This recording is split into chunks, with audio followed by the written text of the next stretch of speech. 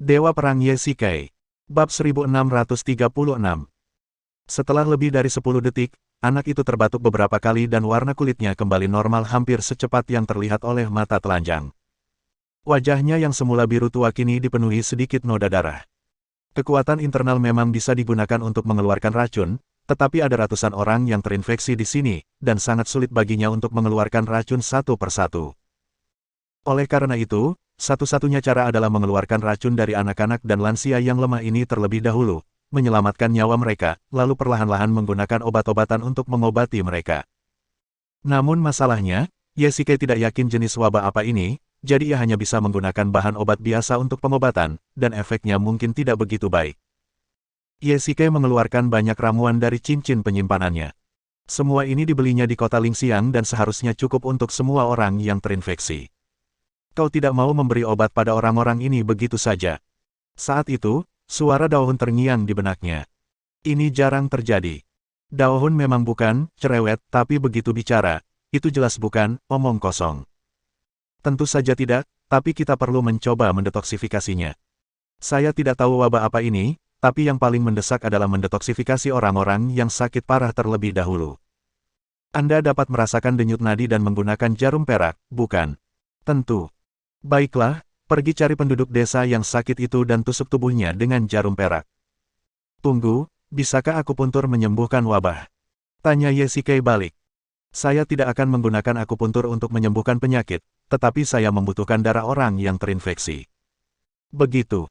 Meskipun Yesikai tidak tahu apa yang akan dilakukan Daohun, ia tetap melakukan apa yang diperintahkan. Jika ia hanya membutuhkan darah orang yang terinfeksi, Yesikai cukup menggunakan jarum suntik untuk mengambil darah dari seorang pria yang terinfeksi. Apa yang harus kita lakukan selanjutnya? Yesikai terus bertanya. Baiklah, aku mengerti sekarang. Akan kuberitahu resep penawarnya, dan kau tinggal minta penduduk desa menyiapkannya. Apa? Sesederhana itu? Yesikai merasa agak tak percaya. Ia sudah bisa menebak resepnya hanya dengan melihatnya. Lagi pula, jiwa pedang itu adalah jiwa di pedang Hades, jadi bagaimana mungkin ia mahir dalam pengobatan Tiongkok? Aku tahu persis apa yang ada di pikiranmu. Karena kau bingung, aku akan memberitahumu langsung. Aku tidak punya tubuh fisik, tapi aku bisa dianggap sebagai tubuh energi. Aku tidak punya penglihatan, tapi aku bisa menggunakan kekuatan mentalku untuk melihat segala sesuatu yang jaraknya ribuan mil. Terlalu mudah untuk memahami virus dalam darah. Sedangkan untuk pengobatan tradisional Tiongkok, itu rahasia, jadi untuk saat ini aku tidak akan memberitahumu. Baiklah, kalau kau tidak memberitahuku, aku tidak akan bertanya. Kau memberiku formula kali ini, yang dianggap membantuku. Setelah Yesikai mendapatkan formula untuk mengobati wabah, ia merasa jauh lebih rileks. Dengan roh pedang di sisinya, tempat itu seperti rumah sakit keliling. Dokter, kami siap. Saat itu, suara penduduk desa terdengar di luar pintu, dan Yesikai bangkit dan berjalan keluar rumah. Berikan aku pena dan kertas. Baiklah, berikan kertas dan pena kepada dokter keliling. Yesikai mengambil kertas dan pena, lalu menuliskan resep yang diberikan Daohun di atasnya. Pada dasarnya, Yesikai membawa semua herba yang dibutuhkan. Meskipun tidak memilikinya, desa ini berada di pegunungan, dan penduduk desa juga tahu tentang herba. Ia hanya perlu memberitahu mereka, dan mereka bisa pergi ke gunung untuk memetiknya. Herba-herba itu bisa dibilang mudah didapat. Sesuai resep ini, segera perintahkan penduduk desa untuk naik gunung mengumpulkan ramuan herbal 3 kali sehari, masing-masing 1 mangkuk besar. Dalam 2 hari, kami jamin semua yang terinfeksi akan sembuh, kata Yesikai ringan dan menyerahkan resep tertulis itu. Apakah ini benar? Tentu saja, saya akan tinggal di desa selama beberapa hari ini dan tidak akan pergi sampai wabah berakhir. Selain itu, pakaian, mangkuk, sumpit yang digunakan oleh orang yang terinfeksi, dan barang-barang pribadi lainnya harus dibakar bersama untuk mengisolasi sumber wabah, tambah Yesikai. Kita semua mendengarkan dokter keliling. Faktanya, tidak semua penduduk desa mempercayai Yesikai. Lagi pula, ia hanyalah seorang dokter keliling yang mereka temui secara kebetulan, dan kedua belah pihak tidak saling kenal. Sebagian besar penduduk desa sangat ingin berobat, tetapi melihat Yesikai begitu percaya diri, mereka tidak banyak bicara. Terlebih lagi, Yesikai telah menegaskan sikapnya bahwa ia tidak akan meninggalkan desa sampai wabah itu sembuh. Dengan demikian, penduduk desa hanya bisa mematuhi perintahnya. Lagi pula, sebagian besar penghuni rumah itu adalah istri dan anak-anak mereka. Yesike mendaki gunung bersama penduduk desa untuk mengumpulkan herba. Dengan bantuan roh pedang, ia dengan cepat menemukan herba yang dibutuhkannya. Dikombinasikan dengan beberapa herba di cincin penyimpanan, ramuan itu sudah cukup untuk membuat obat. Larut malam. Dao Hun, kau yakin? Aku akan mendengarkanmu kali ini. Jika aku tidak bisa menyembuhkan penduduk desa ini, aku akan mendapat masalah. Yesike duduk sendirian di rumah. Ada banyak penduduk desa yang mengawasinya di luar. Jelas mereka khawatir Yesike akan kabur larut malam. Jika pengobatannya tidak efektif, orang-orang yang emosinya tak terkendali itu pasti akan menyerang Yesike. Haha, hal kecil seperti wabah itu bukan apa-apa. Sama sekali bukan apa-apa. Sekalipun itu penyakit serius, aku masih punya cara untuk mengatasinya. Itu bagus. Lagi pula, kalaupun penduduk desa ini benar-benar menyerangmu, apa yang bisa mereka lakukan padamu?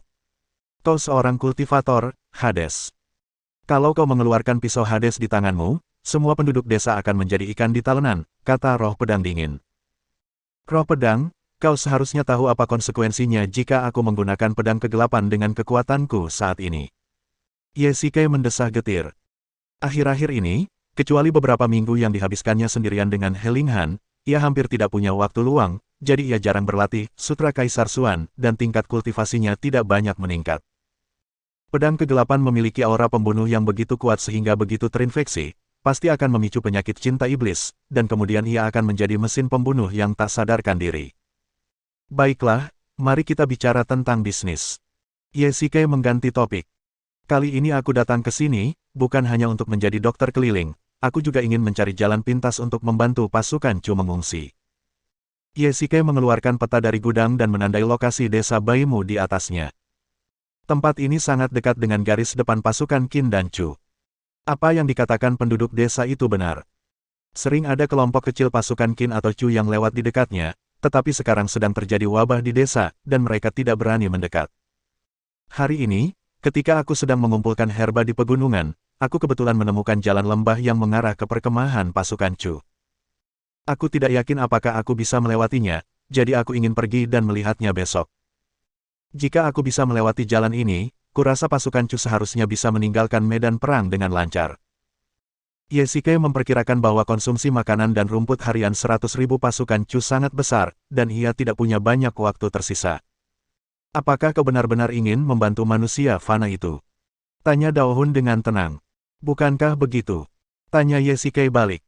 Kau memang begitu, dan kau juga tidak. Karena kau bertekad menyelamatkan mereka, aku akan membantumu lagi. Bab 1637. Hari berikutnya. Setelah penduduk desa yang terinfeksi meminum obat yang telah disiapkan, banyak dari mereka pulih dalam sehari dan wajah mereka tampak berseri-seri. Meskipun tubuh mereka masih lemah, setidaknya mereka telah sembuh dari penyakit tersebut. Orang-orang keluar dari rumah satu demi satu. Para penduduk desa itu begitu gembira hingga hampir menangis dan berlutut di hadapan Yesike, memanggilnya, dermawan. Anda sungguh seorang dokter ajaib yang dapat memulihkan kesehatan orang. Anda adalah dermawan bagi desa Baimu kami. Baiklah, kalian tidak perlu berterima kasih padaku. Menyelamatkan nyawa adalah tugasku. Biarkan keluarga para penduduk desa yang telah sembuh ini membawa mereka pulang sesegera mungkin dan memberi mereka makanan yang lebih bergizi untuk memulihkan tubuh mereka. Yang lainnya tidak perlu khawatir. Karena apotek ini efektif, hanya masalah waktu sebelum mereka sembuh, jelas Yesike. Itu bagus. Ya, dokter keliling itu benar-benar dermawan kita. Yesike melepas topengnya. Sumber wabah telah terkonsentrasi di desa dan terbakar habis. Kini ia memiliki resep yang bisa ia gunakan untuk merawat pasien dan mencegah wabah menyebar lebih jauh. Dengan cara ini, wabah akan hilang sepenuhnya dalam seminggu. Yui, kaulah dermawan desa kami. Kami tak punya cara untuk membalas budimu. Sebenarnya, aku sangat butuh bantuanmu.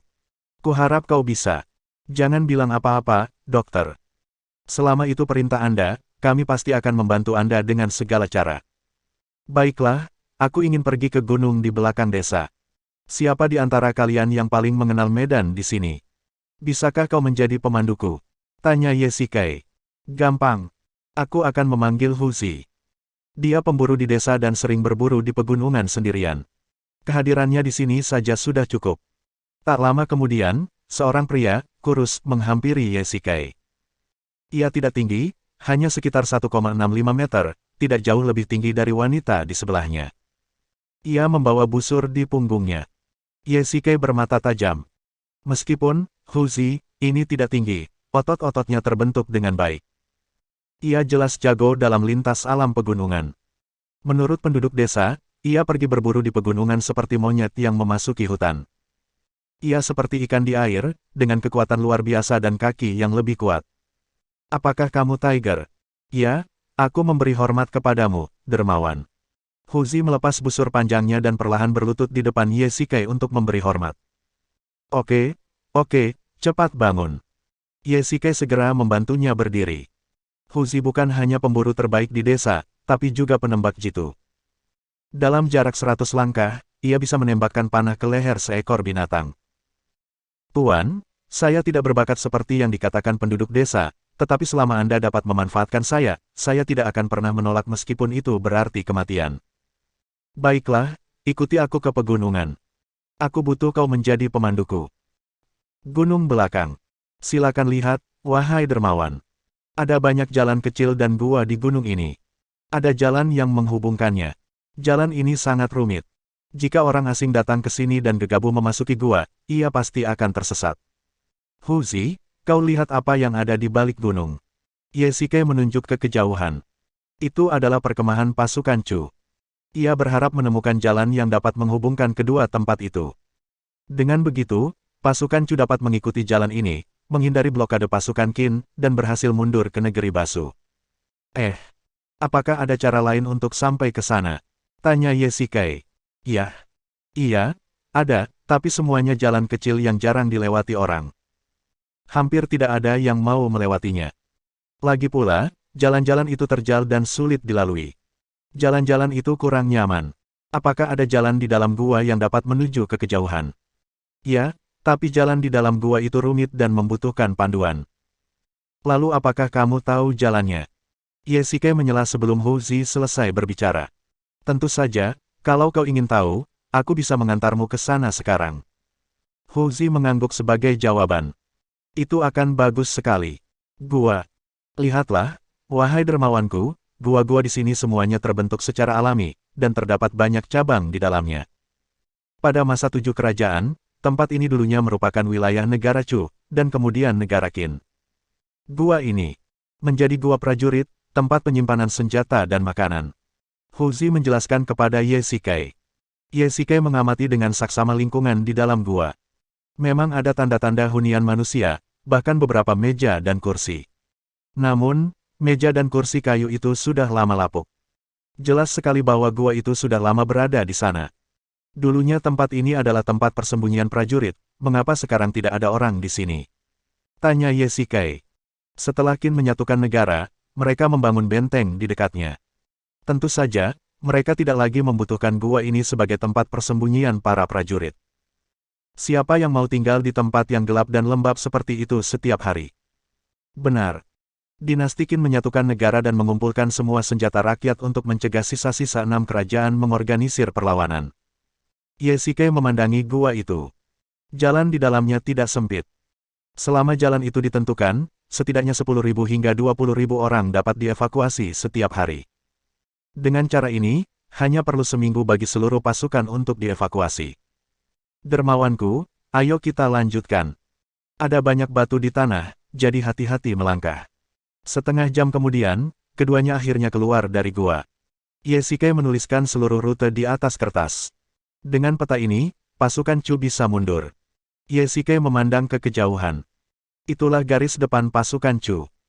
Huo Ziqing telah mendirikan banyak kamp di dekat kota, dan pasukan Qin telah mendirikan kamp 30 mil jauhnya di sisi yang berlawanan.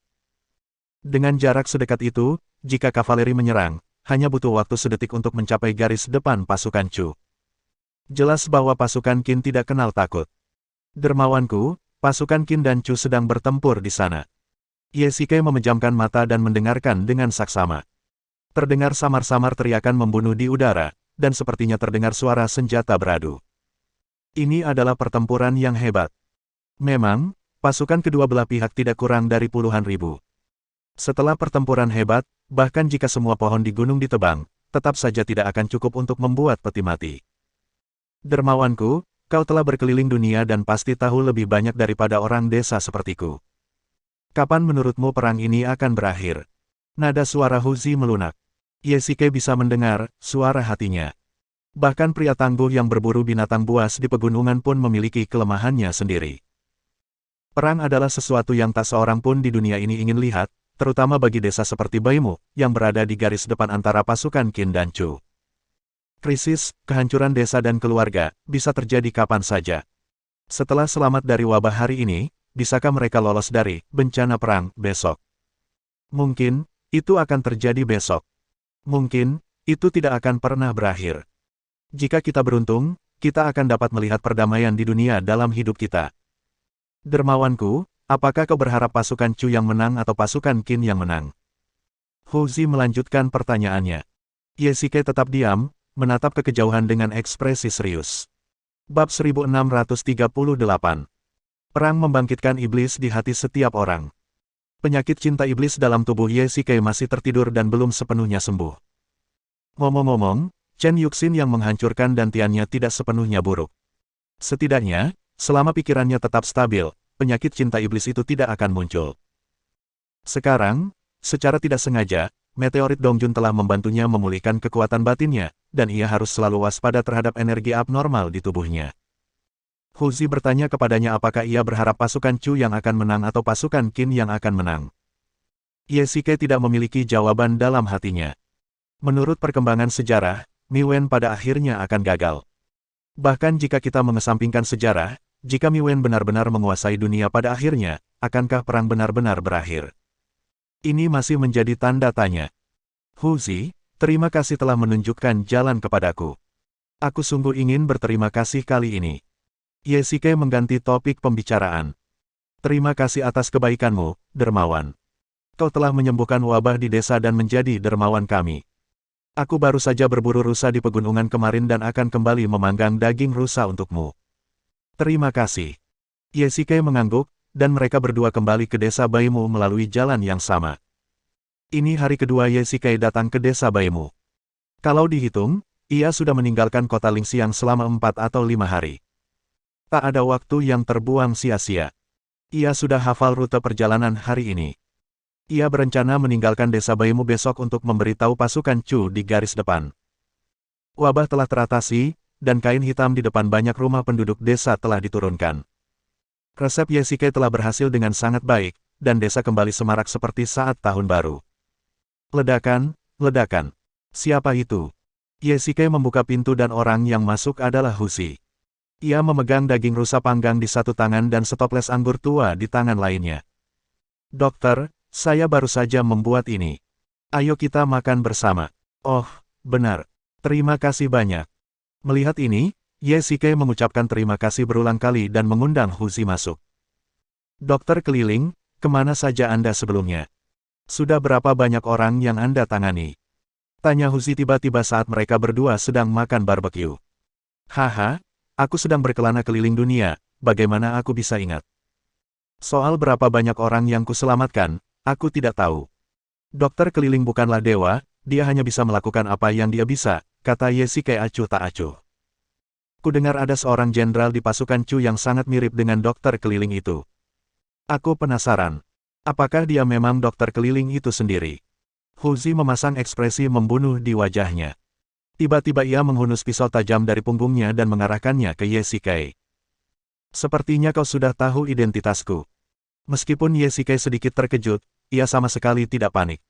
Sebaliknya, ia mengerti mengapa Huzi bereaksi begitu keras. Mengapa seorang jenderal tentara Chu menyamar sebagai dokter keliling biasa? Apakah itu untuk kunjungan rahasia? Tentu saja tidak. Di saat yang sama, penduduk desa Baimu juga menderita bencana perang. Mereka tidak menyukai tentara Qin yang brutal, tetapi mereka tidak tertarik pada tentara Chu yang telah bangkit di sini.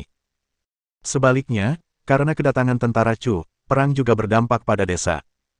Dibandingkan dengan tentara Qin, mereka mungkin lebih membenci tentara Chu. Sekarang setelah Huzi mengetahui identitas asli Yesike, ia tentu saja marah. Apa tujuanmu datang ke desa kami? Tanya Huzi. Huzi, aku tahu kau meragukanku sekarang, tapi aku juga berharap kau bisa percaya padaku. Aku datang ke sini untuk berperang di garis depan, dan itu tidak akan memengaruhi desa. Kalian para jenderal hanya peduli pada kepentingan sesaat dan tidak pernah peduli pada nyawa rakyat, geram Huzi. Kalau begitu, bolehkah aku bertanya siapa yang menyelamatkan penduduk desa? Apakah kau, atau mereka sembuh dengan sendirinya? Tanya Yesikai. Huzi terdiam sesaat. Memang, Yesikai lah yang menyelamatkan ratusan penduduk desa yang sakit. Jika bukan karena resepnya, mustahil Huzi bisa berdiri di hadapannya sekarang. Ini. Baiklah, karena situasinya sudah seperti ini, aku akan jujur. Yesikai tidak berniat menyembunyikannya lagi.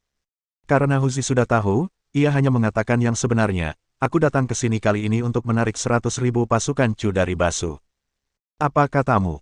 Sekarang pasukan Qin telah memotong jalur mundur pasukan Chu, korbannya sangat banyak, jadi. Aku datang ke sini untuk mencari rute mundur baru, dan kebetulan kau membantuku hari ini, jelas Yesikai. Maksudmu jalan di dalam gua? Tanya Huzi balik. Ya, itu dia. Yesikai mengangguk. Mustahil bagi pasukan Chu sebanyak itu untuk mundur dari gua dan berada begitu dekat dengan desa, Huzi langsung membantah. Jika tidak ada jalan mundur seperti itu, pasukan Chu yang berjumlah 100.000 orang akan menemui jalan buntu dengan pasukan Qin.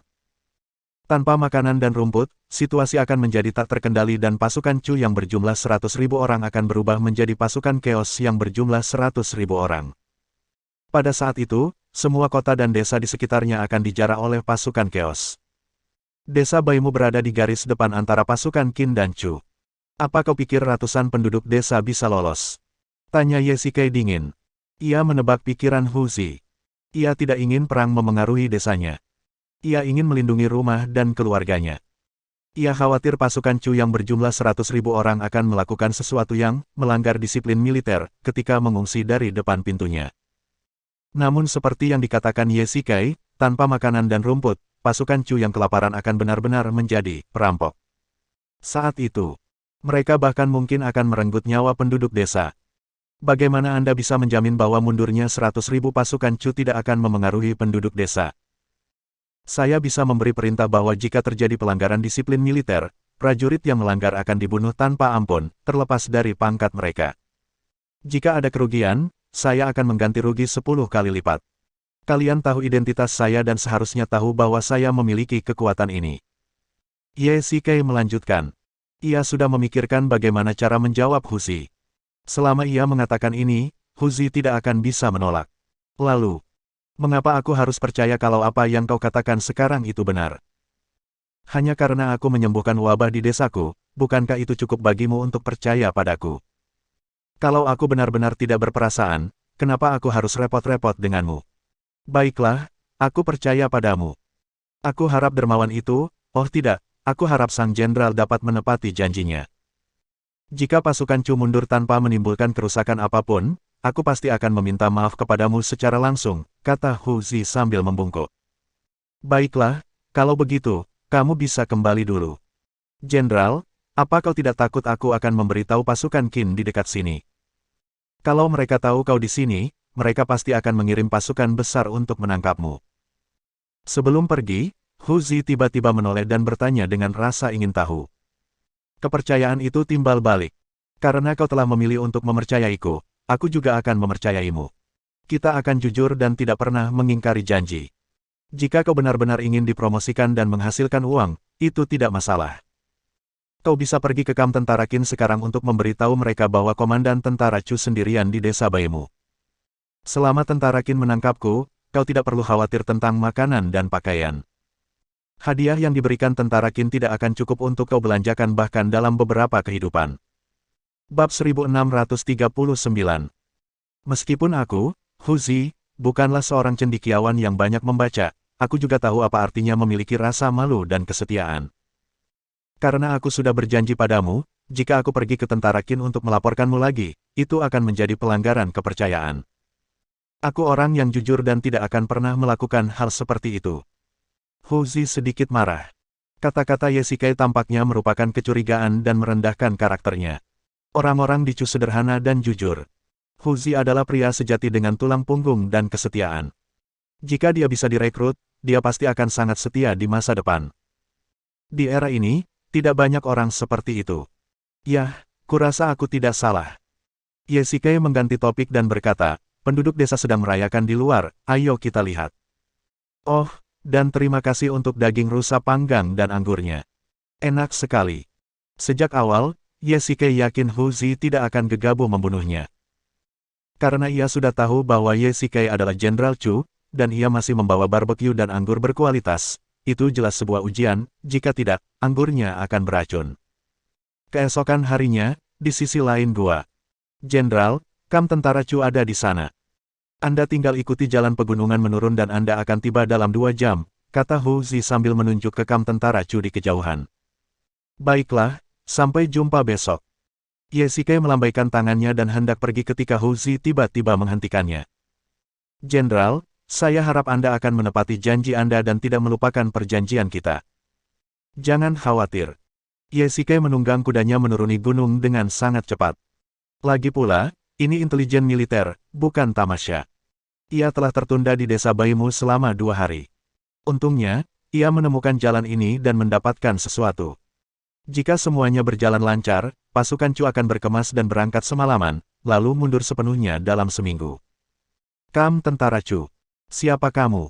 Kamu tidak diizinkan memasuki area terlarang Kam. Saya Ye Sikei. Saya di sini untuk menemui Jenderal Huo atas nama tuanku. Ada hal penting yang ingin saya bicarakan dengan Anda. Cepat laporkan. Teriak Ye Sikei keras. Ia mengenakan pakaian seorang dokter keliling, dan para prajurit yang menjaga desa sempat tidak mengenali mereka. Apa? Ini Jenderal Ye. Ini Jenderal Ye. Aku pernah mendengar namanya yang hebat. Pergi dan laporkan pada Jenderal. Bagus. Tentara Chu, kam utama. Jenderal Ye, mengapa Anda berpakaian seperti ini? Huo Ziking bertanya dengan rasa ingin tahu, meminta para penjaga untuk mengundang Ye Sikei ke dalam kam. Waktu hampir habis, jadi saya akan singkat saja. Ye Sikei langsung ke intinya. Tuanku memerintahkan saya untuk memerintahkan Anda menarik pasukan Anda. Tapi, Anda lihat 30.000 atau 40.000 pasukan Qin telah memotong jalur mundur kita.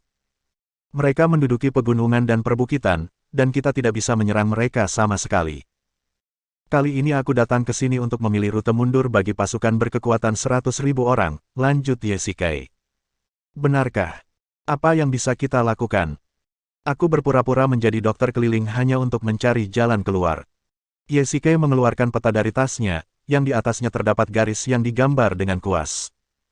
Ketika saya melewati desa Baimu, sedang terjadi wabah di desa. Setelah saya membantu mereka menyembuhkan wabah tersebut, saya sampai di rute ini secara tidak sengaja, jelas Ye Sikei. Begitulah adanya. Ketika Huo Ziking melihat peta itu, raut wajahnya yang serius akhirnya sedikit mereda dan ia menghela napas panjang. Ya, lihat, ada gua di sini yang mengarah langsung ke desa dan kam garis depan. Kita bisa mundur perlahan dari jalan ini. Bagus sekali. Makanan dan rumput di kam hanya cukup untuk seminggu. Kalau kau tidak menarik pasukanmu, aku tidak tahu harus berbuat apa. Huo Ziking merasa lega. Setelah lebih dari sebulan tidak bertemu dengannya, Ye Sikei dengan saksama memperhatikan bahwa wajahnya tampak jauh lebih lesu. Terlihat jelas betapa besar tekanan yang ia hadapi akhir-akhir ini. Bagaimana pertempurannya akhir-akhir ini? Tanya Ye Sikei. Tentara Qin telah mulai beralih dari bertahan ke menyerang. Jalur mundur tentara kita telah terputus. Saya tidak berani maju gegabah, jadi saya hanya menempatkan tentara di sini untuk bertahan melawan invasi tentara Qin. Sekarang ada sekitar 10.000 korban. Selain itu, para pembela setiap kota juga sangat tersebar. Tidak masalah. Aku memperkirakan jika kita menarik pasukan kita dalam semalam, pasukan Qin pasti tidak akan berani mengejar kita dalam skala besar dalam waktu singkat. Mereka kalah jumlah, dan Jenderal Qin curiga. Jika dia tidak yakin kita akan menarik pasukan kita, dia tidak akan berani mencobanya. Aku juga berpikir begitu, tapi apakah gua itu bisa menampung begitu banyak prajurit yang dievakuasi? Tanya Huo Ziking. Mengevakuasi 10.000 atau 20.000 orang dalam 1 hari 1 malam bukanlah masalah. Seminggu seharusnya cukup untuk evakuasi, analisis Ye Sikei. Baiklah kalau begitu, aku akan mendengarkanmu. Huo Ziking bertanya, bagaimana dengan barang bawaan yang tersisa? Tinggalkan mereka semua, bagikan sisa makanan dan pakan ternak kepada penduduk setempat, dan hancurkan semua senjata. Pokoknya, jangan serahkan mereka pada pasukan Qin, pinta Ye Shikai segera. Senjata. Semuanya hancur. Benar, kita harus segera menanganinya, kata Ye Shikai tegas. Ya. Larut malam. Bagaimana? Bagaimana situasinya? Ye Shikai berdiri di tengah perkemahan. Puluhan ribu pasukan mulai bergerak. Untuk mencegah Jenderal Qin menemukan petunjuk apapun, ia tidak membiarkan semua pasukan Chu mundur, tetapi mengevakuasi setengahnya terlebih dahulu. Jangan khawatir, pasukan elit sudah mulai dievakuasi. Baiklah, kita harus bergerak cepat. Pasukan harus segera naik gunung dan mengungsi melalui gua. Kita harus cepat, tapi jangan terlalu besar. Kalau pasukan Qin mengirim pengintai, kita mungkin masih ketahuan, perintah Ye Shikai. Jangan khawatir, ketua tim adalah orang kepercayaanku.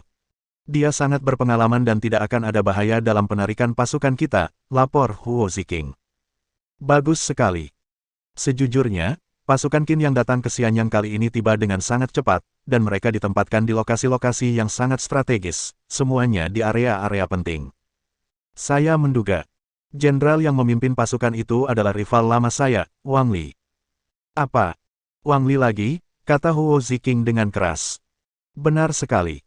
Kalau bicara soal kemampuan memimpin pasukan, siapa di istana yang bisa menandingi Wang Li? Dan dia pasti sangat enggan menerima kekalahan yang kuberikan padanya terakhir kali di Nanyang. Jika dia bisa mengirim pasukan untuk menghalangi jalanmu dan memusnahkan 100.000 pasukan Chu kali ini, maka dia bisa membalas kekalahannya. Benar. Kalau kita bicara soal kemampuan saja, siapa yang bisa menandingi Wang Li? Orang ini bahkan lebih hebat daripada kakeknya, Wang Jian. Kalau bukan karena kedatanganmu, Jenderal Ye, kali ini, aku khawatir. Aku sendiri takkan bisa menandinginya. Sekalipun aku punya 100.000 pasukan, aku khawatir akan sulit menembus pertahanannya yang berkekuatan 30.000. Tidak masalah. Wang Li memang cakap, tapi kau juga seorang jenderal yang baik. Kalau tidak, kenapa Tuan memberimu komando pasukan 100.000? Tanya Ye Shikai enteng. Aku telah menerima kebaikan yang luar biasa dari tuanku, dan aku akan membalasnya meskipun itu berarti mengorbankan nyawaku. Huo Ziking mengangguk. Bab 1640. Ye Shikai meminta Huo Ziking untuk memimpin evakuasi, sementara ia memimpin sebagian pasukan elit untuk menjadi barisan belakang. Ada sekitar 100.000 garnisun Basu di depan pasukan Chu, dan 30.000 pasukan elit dari Xianyang di belakang. Jika pasukan mundur tidak dikomandoi dengan baik dan pasukan Qin mengejar mereka semua, mundurnya pasukan akan berubah menjadi kekalahan telak dalam sekejap mata. Ketika sebuah meteorit jatuh di Dongjun, Ye Shikai secara pribadi memimpin 15.000 orang untuk menghadang 90.000 pasukan Qin demi menyelamatkan 120.000 warga sipil. Jika bukan karena komandonya yang tertib, 90.000 pasukan Qin itu pasti telah menghabisi mereka dan warga sipil. Jenderal, pada saat ini, sebuah suara tiba-tiba datang dari belakang. Ye Shikai berbalik dan melihat bahwa orang yang datang adalah Mancang. Mancang, apa kabar? Apa kau terluka? Ye Shikai melangkah maju dengan cepat dan bertanya. Mancang dan pasukan lapis bajanya adalah pasukan pertama yang memasuki Basu dan berpartisipasi dalam seluruh pertempuran. Jangan khawatir, Jenderal, aku tidak terluka, tapi... Saudara-saudara itu. Baiklah, berhenti bicara. Ye Shikai sudah menduga pertempuran di depan akan begitu sengit, dan 20.000 prajurit itu adalah garda terdepan, jadi bagaimana mungkin korbannya kecil. Tentara lapis baja juga merupakan pasukan elit, dan berhadapan langsung dengan tentara Qin. Yang terpenting, karena jalur mundur terputus, yang terluka tidak dapat ditarik ke belakang untuk perawatan. Dengan demikian, luka ringan akan menyebabkan kecacatan, dan yang cacat akan meninggal. Apakah itu benar-benar hal yang baik? Dia memimpin 6.000 kavaleri untuk memberikan dukungan, tetapi disergap oleh tentara Qin, yang mengakibatkan banyak korban. Jenderal Huo tidak mengirimkan kavaleri untuk bertempur akhir-akhir ini, dan mereka semua tetap tinggal di kamp, jelas Mancang. Baiklah, kita akan bersiap mundur. Kau pergi dan beritahu dia untuk bersiap. Selain itu, aku akan segera mengambil alih pasukan. Aksi barisan belakang kali ini masih bergantung pada pasukan lapis baja, kata Ye Shikai ringan. Ia mengambil alih 30.000 pasukan elit dari Huo Ziking untuk melindungi pasukan yang mundur. Sebagian besar dari 30.000 orang ini adalah bawahan langsungnya, dan sisanya adalah bawahan langsung Niwen ketika ia memulai. Mereka diperlengkapi dengan baik dan terlatih, dan para jenderal yang memimpin pasukan semuanya adalah jenderal yang setia dan cakap. Mereka adalah kartu truf mutlak pasukan Chu. Ya. Larut malam, semuanya sunyi, seolah tak ada gerakan sama sekali, tetapi saat ini, puluhan ribu pasukan Chu diam-diam mendaki gunung. Agar tidak ketahuan oleh pasukan Qin, semua pasukan di sepanjang jalan memadamkan obor mereka dan bergerak maju dalam kegelapan. Kam tentara Chu. Jenderal Bai, Anda memimpin 10.000 orang untuk mempertahankan sisi kiri Kam. Ya. Jenderal Luo, pimpin 8.000 pemanahmu untuk menjaga sisi kanan perkemahan. Jika pasukan Qin menyerang, gunakan saja panah otomatis untuk menembakkan panah secara acak, dan jangan tinggalkan perkemahan. Ya. Mancang, kau pimpin pasukan lapis baja yang tersisa untuk menjaga Kam dan ciptakan momentum yang kuat. Singkatnya, kita tidak boleh membiarkan tentara Qin melihat bahwa Kam kita kosong. Akhirnya, aku akan mengerahkan pasukan yang tersisa, perintah Ye Shikai. Sekarang ia tidak yakin apakah komandan tentara Qin adalah Wang Li, tetapi jika memang demikian, Ye Shikai sungguh tidak berani gegabah. Wang Li adalah jenderal yang hebat. Jika tentara Chu mundur, aku khawatir itu tidak akan luput dari pandangannya. Wan Qiyuan. Aku akan berada di sini pada akhirnya. Berapa banyak orang yang tersisa di kavaleri? Sekitar. Kurang lebih 4.000. Kerugiannya memang berat, gumam Ye Shikai. Di antara mereka ada pengawal pribadinya, dan hampir setengahnya tewas atau terluka. Bagaimana mungkin dia tidak patah hati? Ini salah saya atas perintah saya yang tidak kompeten.